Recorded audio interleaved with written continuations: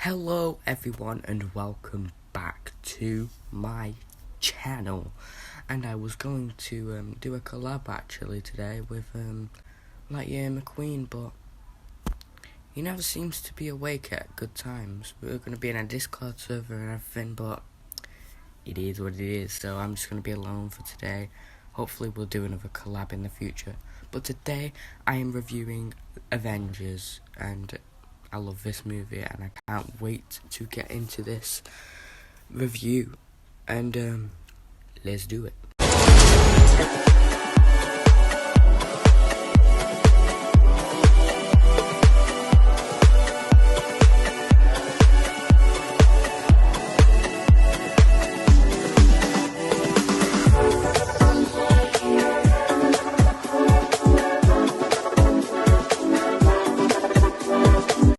So the Avengers movie was the first big crossover of the MCU.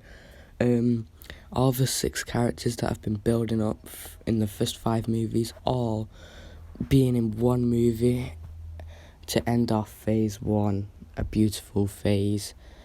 And this is my favourite movie of all time. I just love it. You know, great villain, great characters. So, what should we talk about first? So the first scene of this movie was just a perfect setup. As soon as that Avengers title card comes, you literally know what the plot is going to be. Like, it just explains it very well in that first fight scene. Loki comes to Earth with his what's it called, the scepter that is revealed to have the Mind Stone in. So 2 major Infinity Stones in this movie, which is great, you know, setting up the big culmination. Love that. And he steals the Tesseract that is on Earth. You know, if you saw my Captain America review, you know it was on Earth and it got lost. And there's a big car chase where, you know, the S.H.I.E.L.D. agents are going after Loki because obviously he stole the Tesseract. It's a very powerful item in this universe. And not only that, he also has another powerful item. And he ends up getting away, you know. And just bear in mind that Loki is the first villain to appear in more than one movie. And he's probably one of the only villains in phase 1 to actually not die as well, even though you think he died. Hey, and also, fun fact, when Loki died in 4, they actually was planning on making him die. He wasn't going to come back, but then they thought, hey, let's make him the villain of the Avengers, because in the comics that's happened plenty of times, which I think was a cool idea because it made the character of Loki way more interesting when he was already interesting, which is pretty good, you know. And if you ask me, I feel like For the Dark World actually would have been a good ending for Loki. I think that death scene would have been great. I still don't mind that they bring him back, you know, I love me some Loki, but it's getting a bit repetitive now, innit? So then we're introduced to this beautiful Queen Natasha Romanoff, also known as Black Widow, who appeared first in Iron Man 2. I'm pretty sure I mentioned her. And she's being interrogated by some Russian people. I don't really know. It's not crucial to the film. But basically she batters him.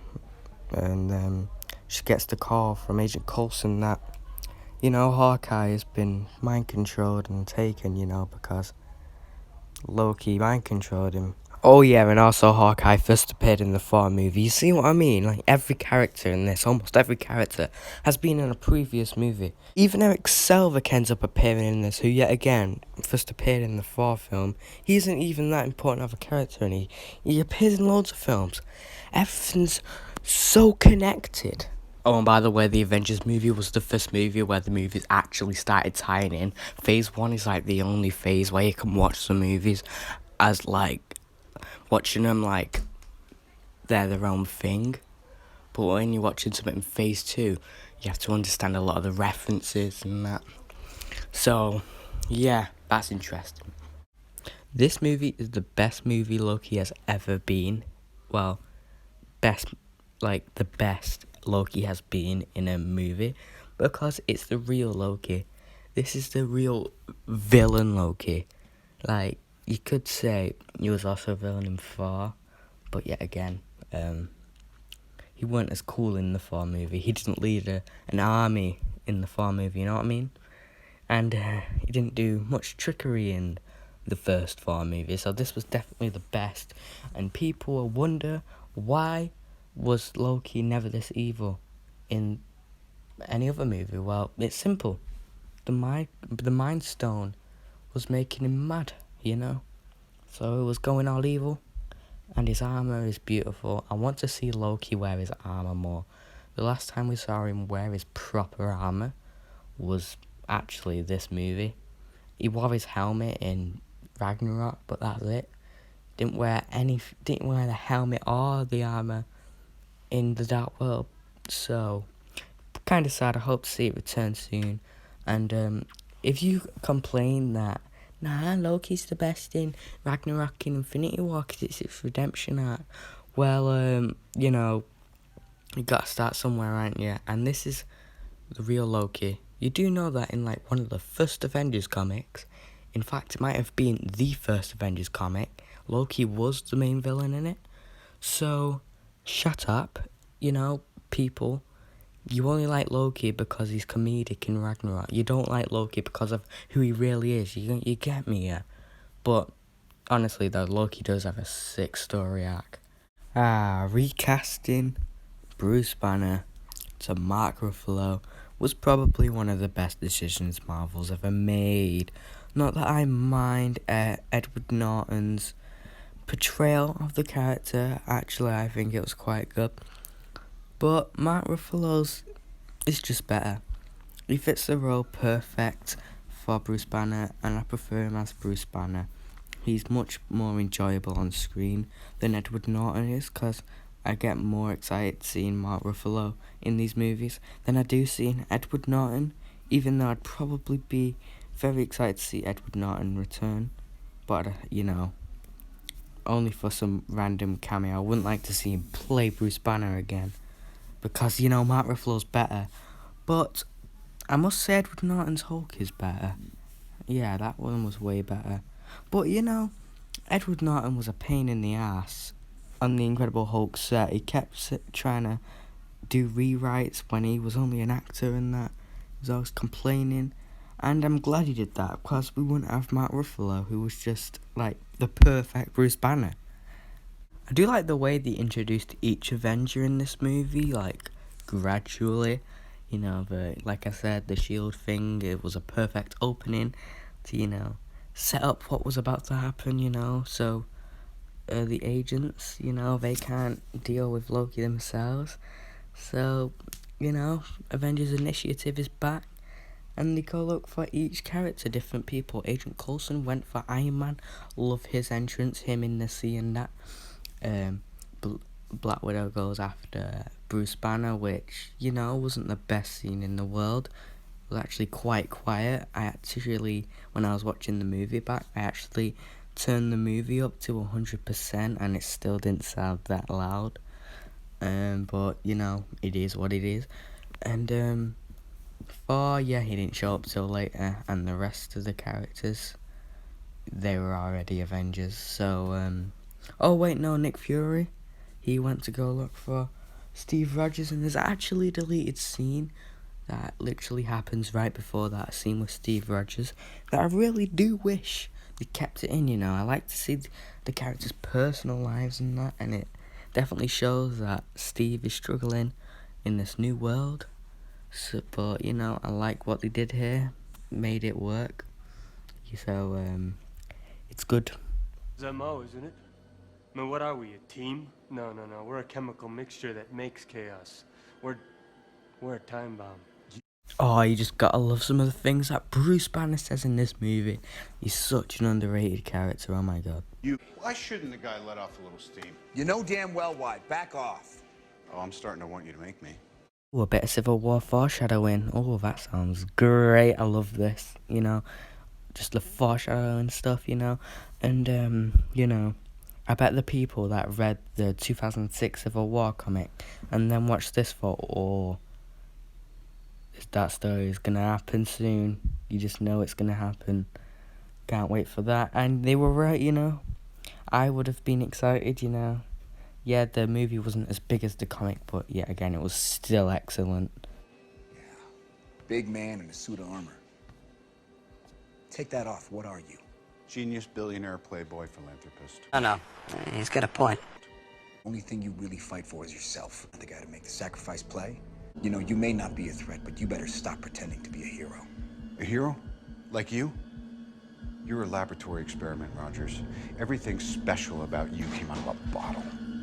Yeah, again, more foreshadowing. They were both wrong because he's the one to make the sacrifice play because he sacrificed himself in the end game, and everything special about you came out of a bottle. Not really, because he was worthy of holding Mjolnir. So they both were wrong. So that's great. Put on the suit. Let's go a few rounds. You people are so petty and tiny. Yeah. Ah, yes, Thor's character design. Yeah, you gotta love them designs. There's never been a perfect one until this movie came around. Because in this movie, yeah, he has longer hair. Because in the first Thor movie, let's be real, his hair was not long enough. But in this movie, it was a perfect size. And plus, he didn't have bleached eyebrows, so he didn't look like an absolute freak. The only thing missing really is the helmet, but you know, he still looks good. Thank you, Marvel, for giving us such great Thor design. This is a team. The cell was just In case you needed to kill me, but you can't. I know, I tried.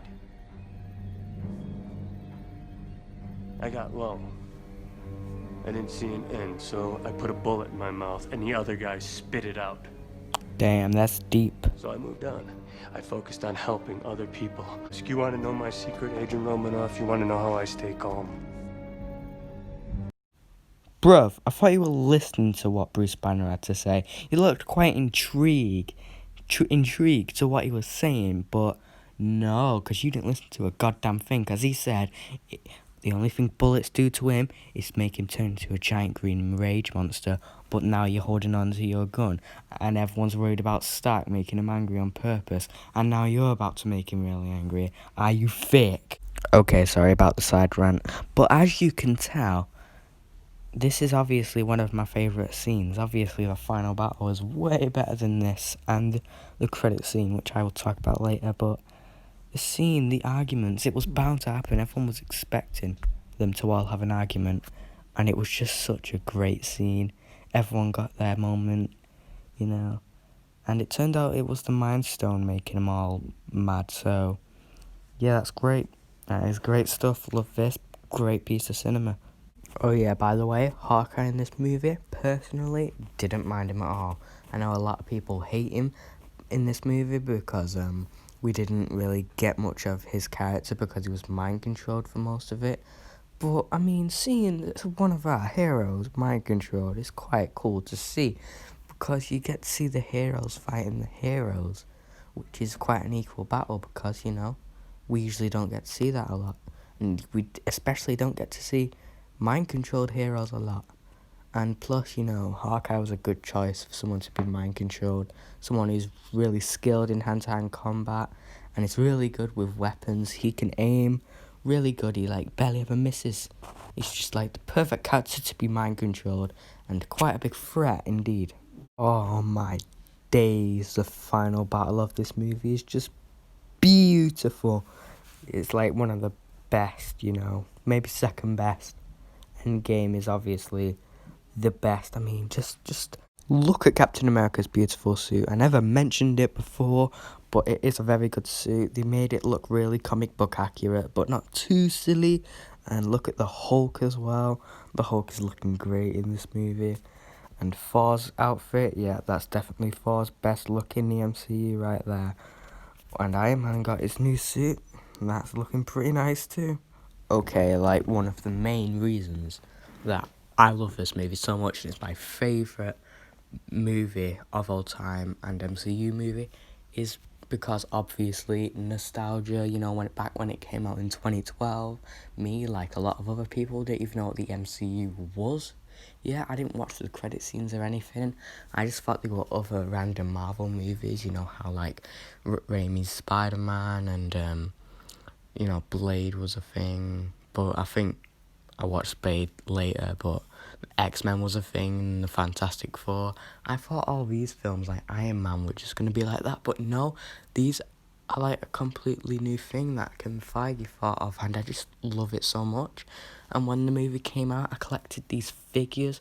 They weren't like Marvel Legends things, but they all did different things, and I was really unhappy when they didn't release Black Widow and Hawkeye ones. Oi oi, Thor in his best outfit. Oi oi, cheeky, Return of the King. Stark, we got him. Banner, just like you said. Tell him to suit up. Oh nah, this is the best bit, this is the best bit. Oh, Now might be a really good time for you to get angry. that's my secret cap. I'm always I'm always angry. Oh nah, that is easily the best moment in the entire film.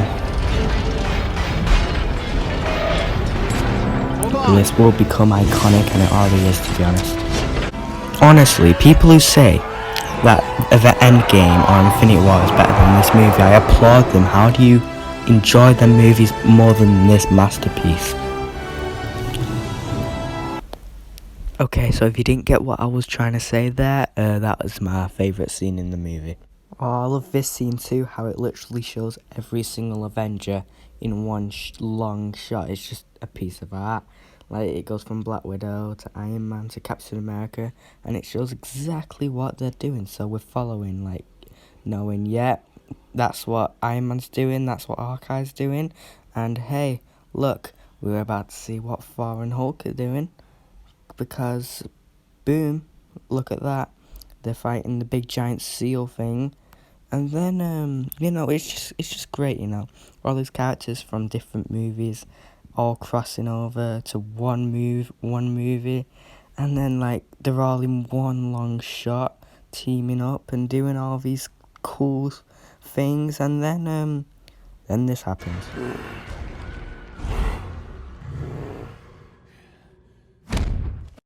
I think it's fair to say that all the cinemas had a lot of laughing people in them when this movie was out. Yeah, had the perfect balance of seriousness and comedy. It's great.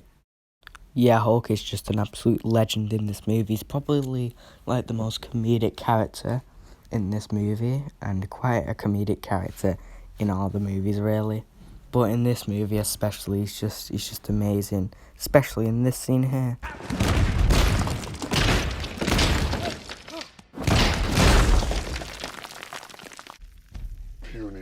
And then we have Tony's big sacrifice in the final battle. Yes, he does indeed sacrifice himself. Yeah, he does survive. But, you know, it's still great. It's the thought that counts, isn't it? Quite emotional. I bet a lot of people actually might have thought he was going to die. Because we didn't know that, like, how long people's contracts were.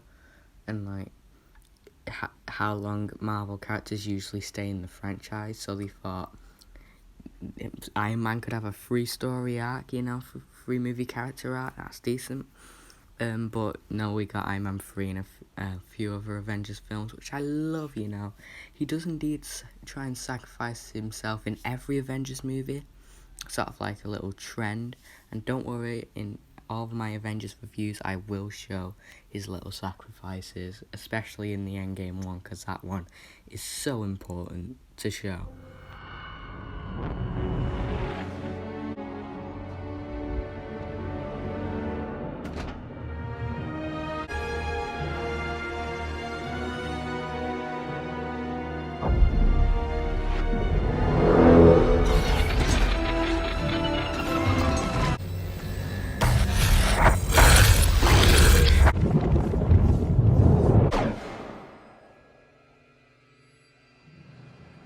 He's not slowing down.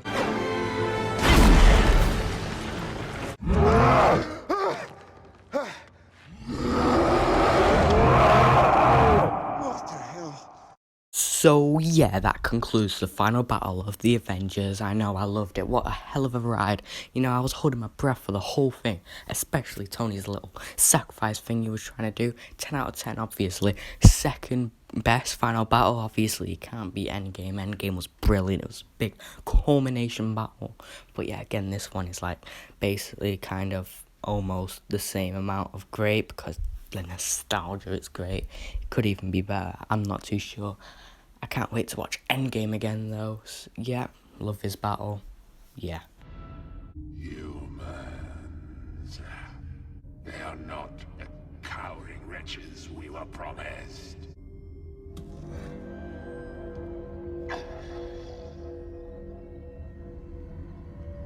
To challenge them is to court death.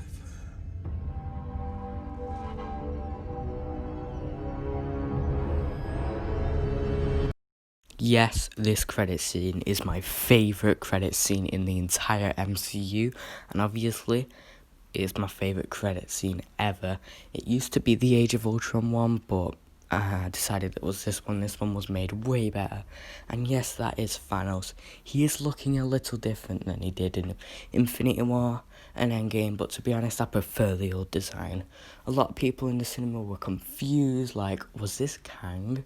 Wait, I thought we were going to get Galactus, but fun fact, Galactus was the original plan, but they couldn't get a deal with Fox and that, so they just stuck with Thanos, which I'm glad they did, because Thanos is just a great villain, you know, and this credit scene definitely did show what the future of the MCU was going to be, and people had a good idea of what it was going to build up to, and it was the Infinity Gauntlet storyline. And by the way, I do have that comic. It's brilliant. I love it.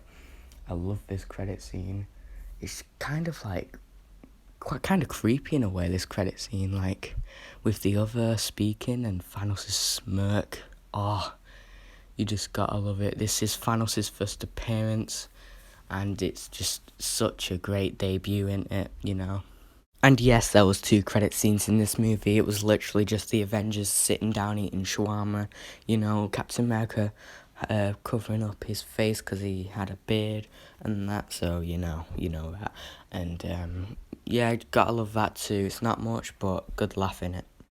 So everyone, I've now finished the Avengers review, and I would give the movie a 10 out of 10. It is my favourite movie of all time, so obviously it would have that score.